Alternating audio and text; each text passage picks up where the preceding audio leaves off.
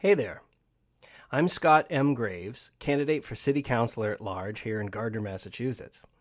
Earlier this evening, before recording another podcast, I had the opportunity to listen to many of the neighbors of the Leo Drive section of town, a neighborhood comprised of several streets in which our city for several years has been proposing to build a soccer field and in fact had partially developed a property with no final completion having been done as of yet.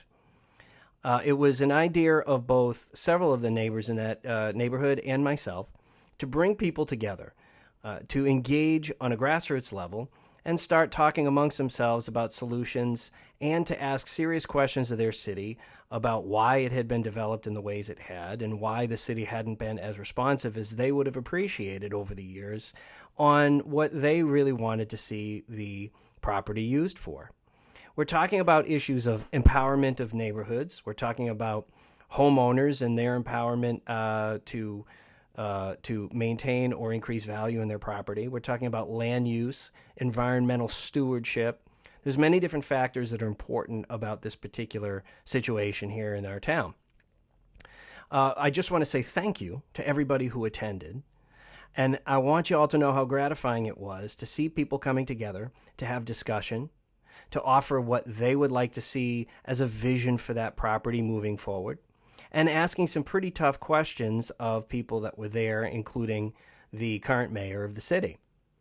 This is the kind of interaction, the kind of social engagement that leads to good political outcomes. It's healthy, it's positive, and I really appreciate the fact that people came together and had the kind of discussion that we did.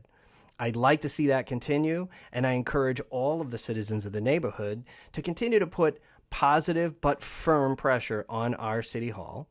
And I want you all to remember when we go into the voting booths in November of 2021, who makes the most sense to vote for, both as mayor and the city council, who's going to steward our property and steward the economic development direction of our city for the years to come.